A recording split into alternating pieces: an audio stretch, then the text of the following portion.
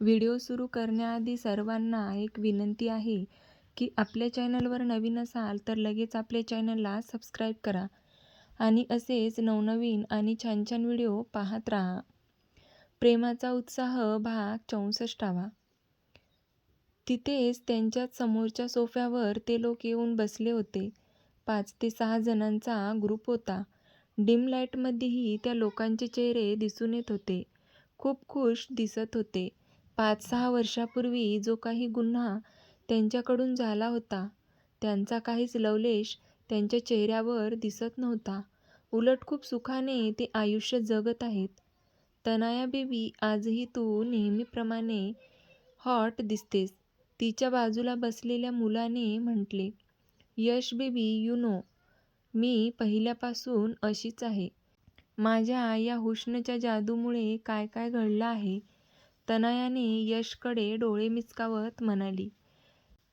या तुझ्या सौंदर्यामुळे तर आपण. यश बोलतच होता की पटकन तनयाने पटकन त्याच्या तोंडावर हात ठेवला. शू, यश, तो टॉपिक नको, आपल्या आनंदात विरजण पडेल. दुसरा एक मुलगा त्याच्या बाजूला येऊन बसत म्हणाला आणि समरला आलेलं पाहून यशने विचारलं, समर, कसा आहेस? मस्त आहे, एकदम. बरं झालं प्लॅन केला भेटण्याचा, समर म्हणाला.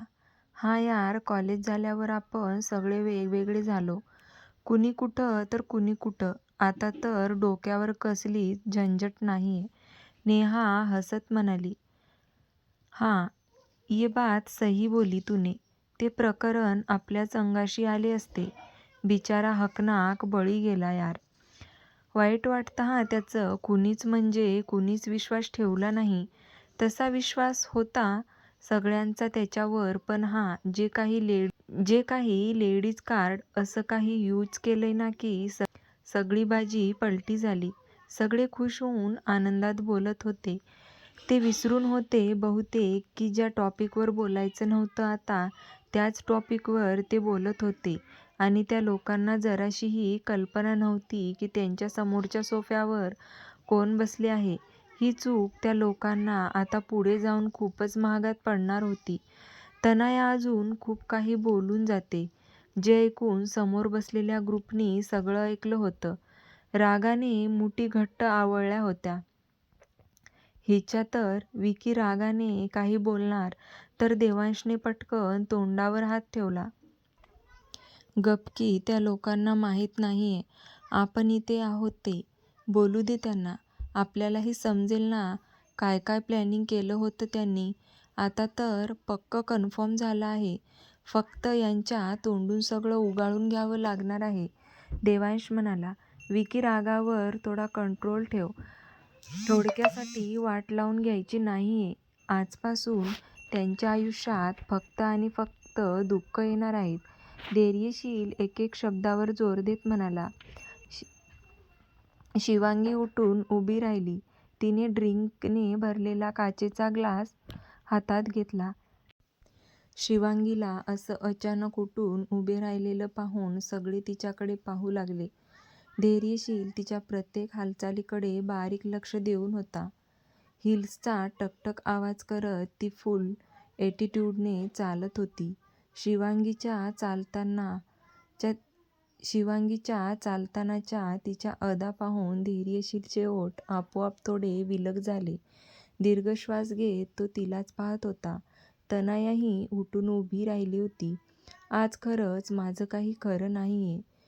हिची ही दिलखेच अदा पाहून ओफ. धैर्यशील खालचा ओठ दातात दाबत मनातल्या मनात बोलला. यार, ही शिवांगी नक्की काय करणार आहे? ती का तिथे जात आहे त्या तनयाजवळ? नकुल नक्कीच काहीतरी तिने ठरवलं असणार. बघू पुढं काय होतं. सस्पेन्स पिक्चर पाहायची मजा ही हळूहळू घ्यायची असते ना, रावी नकुलकडे पाहत म्हणाले. नकुल शिवांगीपुढे काय करणार म्हणून सगळे एकटक समोर पाहू लागले. ओहो तेरी. समोरचा नजारा पाहून राशी, रावी आणि श्रद्धा तिघीही डोळे मोठे करून पाहू लागल्या. बॉईज तर शॉक झाले. माझीच बायको आहे ना ही? धैर्यशीलच्या मनात विचार चमकून गेला. शिवांगीने चालताना ड्रिंकचा एक सिप घेतल्यावर तिचं तोंड वाकडं झालं. तिची अशी रिॲक्शन पाहून धैर्यशील तोंडातल्या तोंडात पुटपुटला. कशाला घ्यायचं मग? ते बरोबर देवांशने ऐकलं. पहिल्यांदा ट्राय केलं असेल रे, तेही आपल्यासाठी. तू कशाला तिला बोलत आहेस? काहीतरी विचार केला असेल ना तिने. आता माझ्या बहिणीला जर काही बोललास ना तर बघच. देवांशची धमकी ऐकून धैर्यशील भुवया उंचावत त्याच्याकडे पाहत होता. असं तर अजिबात बघू नकोस. मी घाबरत नाही तुला, देवांशने म्हटले.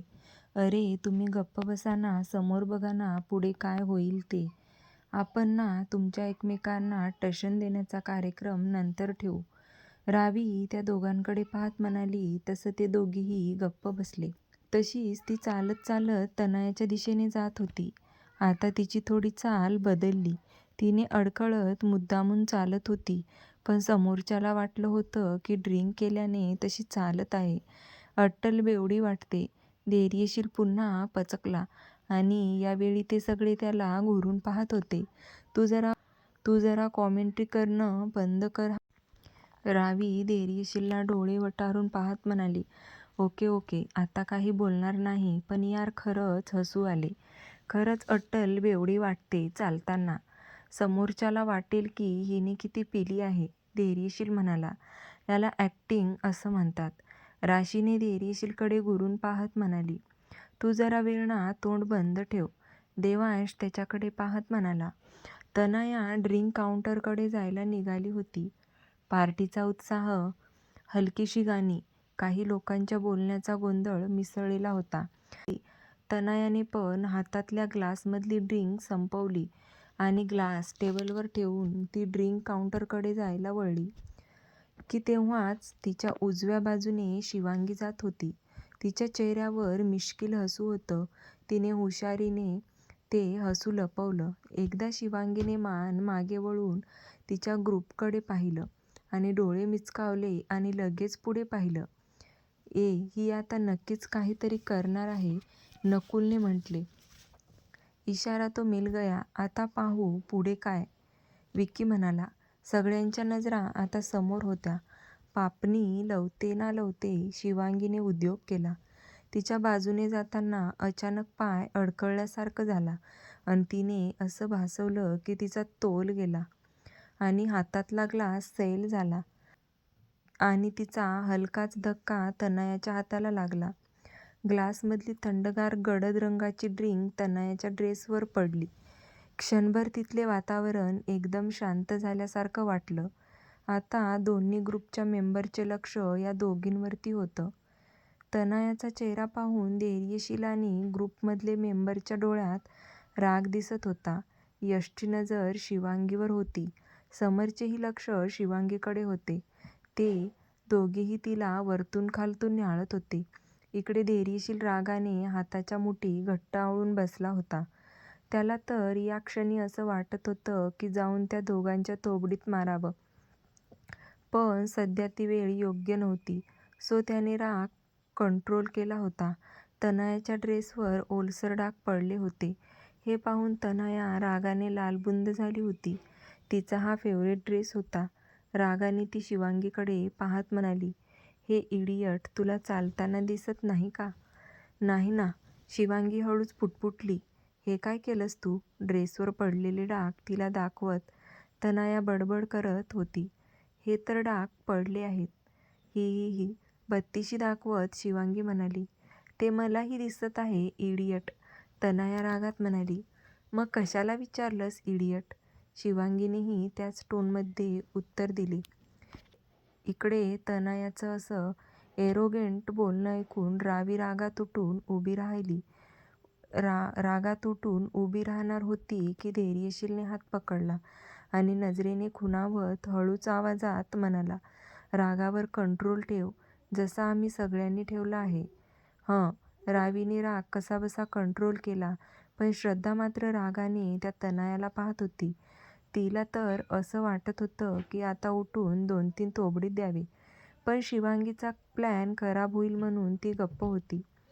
श्रद्धा, अजिबात काही करायचं नाही हा, देवांशने तिला हळू आवाजात म्हणाला.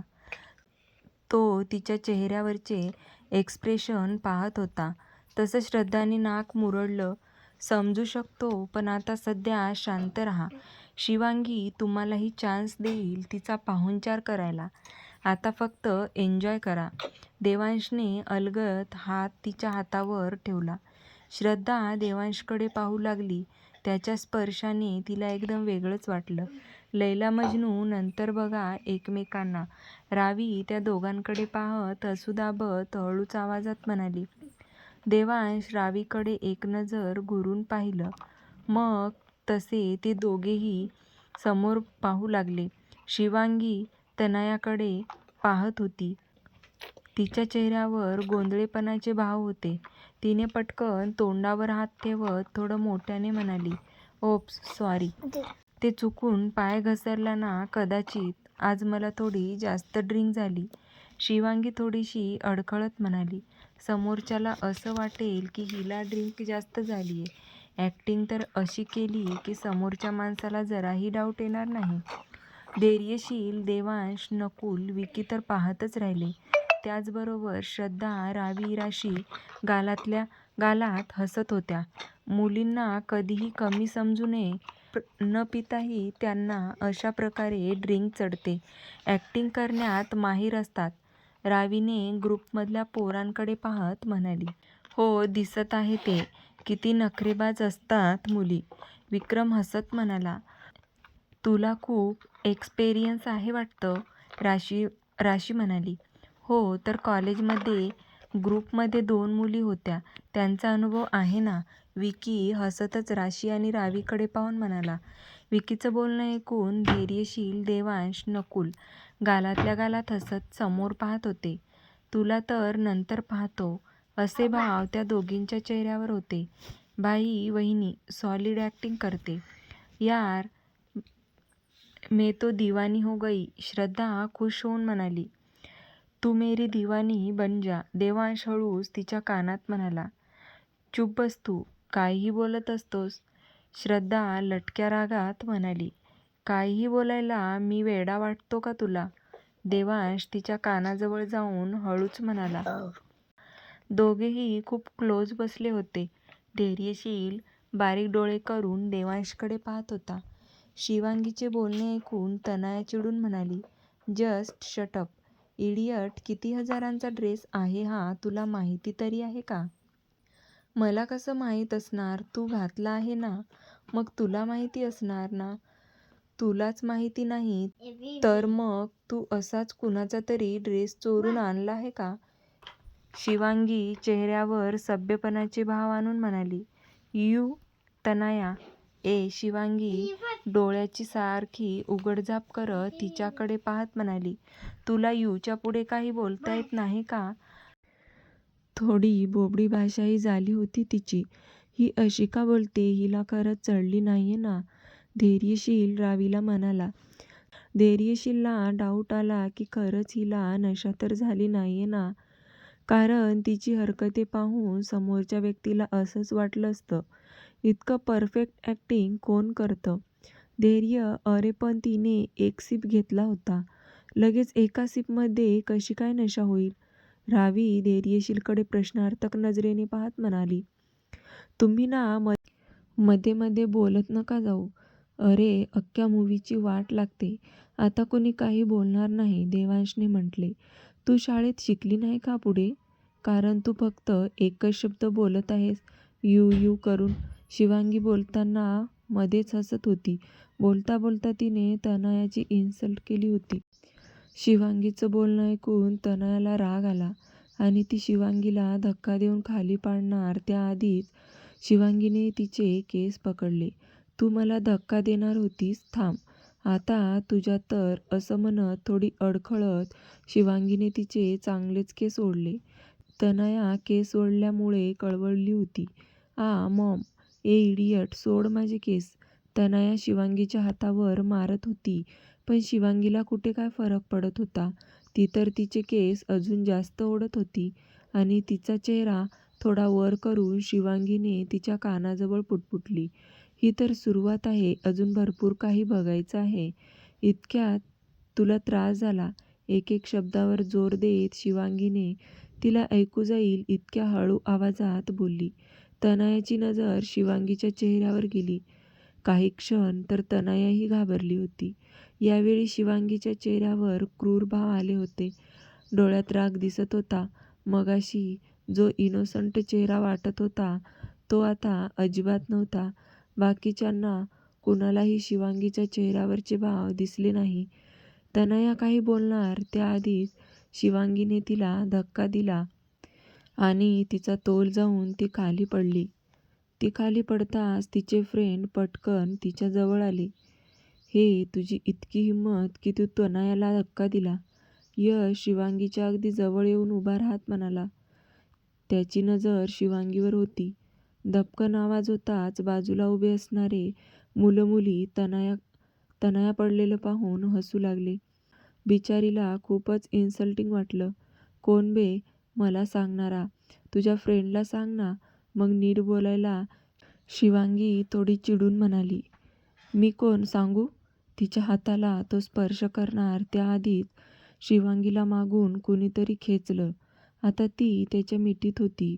धैर्यशील यशकडे भयंकर चिडून पाहत होता. लाईट्स मंद होत्या.